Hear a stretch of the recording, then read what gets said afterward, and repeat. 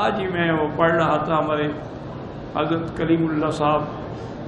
اللہ ان کو مزید زیادہ سے زیادہ دین کی خدمت اور دعوت کی توفیق دے،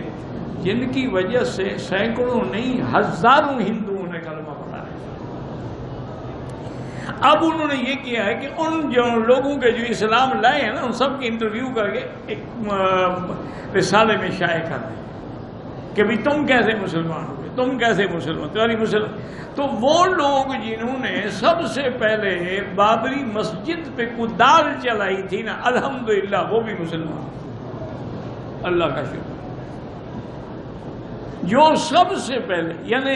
مسجد کو توڑنے کے لیے خوشیاں منا رہے تھے اور چھتوں پہ ساری رات بیٹھے رہے کہ سب سے پہلے میں کدال ماروں گا، اس نے کہا میں کدال ماروں گا، یعنی وہ اتنے بڑے متعصب ہندو جو اللہ کے گھر کو توڑ رہے تھے، اس کا نتیجہ الحمدللہ یہ نکلا کہ اللہ تبارک و تعالی نے ان کے اپنے حالات ایسے پیدا ہو گئے کہ اللہ نے ان کو بھی اسلام کی دعوت دے دی اور قبول ہو گئے اور مسلمان ہو گئے اور پکے مسلمان۔